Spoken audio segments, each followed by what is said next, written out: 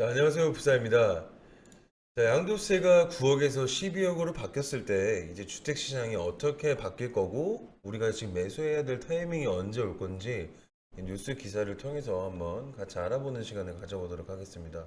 자, 1주택자들이 양도세가 완화가 된다. 그래서 뭐 거래 가뭄에 좀 도움이 될까 하는데 역부족이다. 이런 기사고요.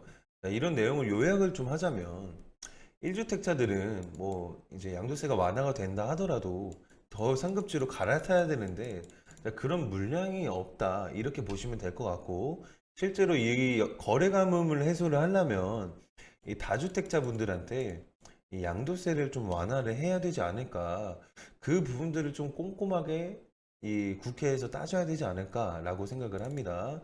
기사 내용을 좀 살펴보자면 정치권이 1가구 1주택자에 대한 양도세 비과세를 이제 현행 9억에서 12억으로 올릴 거다 1월 1일 날. 근데 다만 이제 관망세가 좀 짙어질 거라는 우려도 제기가 된다. 이게 뭔 말이냐면 서울 지역 아파트 평균 매매 가격이 지금 평균적으로 그냥 정말 평균적으로 12억인데 이제 와서 9억에서 12억으로 늘려준다 하더라도 뭐 거래가 많겠느냐 이런 얘기고요.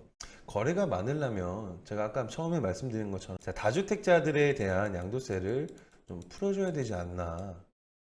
그러면은 이제 물건들이 많이 돌고 그 물건들을 통해서 1주택자들이 내가 양도세에 대한 비과세를 끝내고 더 상급지로 이동을 할 수가 있겠죠. 부동산 정책 실패로 부동산 가격이 급등해서 양도세 비과세 기준을 현실적으로 조정을 해야 된다는 국민적 요구가 굉장히 커서 이번에 이제 반영을 했다. 자, 개정안이 통과되면 1월 1일 이후 양도가 되는 주택부터 적용이 된다. 자, 이 말 뜻은 1월 1일 전에는 거래가 거의 없겠죠. 지금 매수 후기 지수도 조금씩 다 떨어지고 있는 상황인데, 자, 이 기사가 난 이후로 더 떨어지겠죠, 당연히. 뭐, 양도세를 더 굳이 내고, 이제 팔고 싶으신 분들은 없으실 거예요. 부동산 시장에서 1주택자들이 양도세 비과세 확대를 기다려온 만큼 최근 위축된 거래 시장이 다소 조금은 숨통이 트일 것으로 보고 있다. 그래서 이제 상향 조정 구간인 9억에서 12억대 주택 거래가 활기를 띨 것으로 보이지만 실질적으로 1주택자 상급지 이동은 제한적이다. 뭐 이제 DSR 규제 강화도 있겠지만 물건이 없겠죠. 다주택자분들이 이 물건들을 좀 정리를 해줘야만 상급지 이동이 가능을 한데, 뭐 1주택자가 더 상급지로 이동을 하려고 하면 이 물건이 있어야만 거래가 되겠죠. 제가 제 내용이 이런 게 나옵니다. 단기적으로 거래 가뭄을 더 부추길 수 있는 우려도 있다. 1월 1일 거래분부터 적용되기 때문에 연초까지는 매도 시기를 유예하지 않겠냐 이런 내용이 있고, 실질적으로 매수자들은 이제 내년에 금리 인상이라는 그런 카드도 있기 때문에 좀 더 관망을 하고 계신 분들도 좀 많으실 거예요.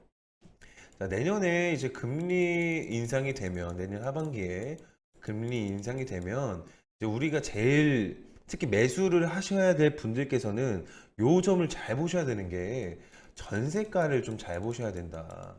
내년 하반기에 금리 자체가 올라가게 되면 이 전세가에 굉장히 큰 영향을 줄 것이고, 이 전세가가 조금씩 떨어지게 되면 당연히 매매가도 떨어지겠죠. 특히 갭 투자하신 분들은 조금 더 마음이 흔들리실 거고, 요런 거를 잘 보셨을 때 내년 하반기 때 매수하실 수 있는 그런 큰 기회가 올 수가 있다.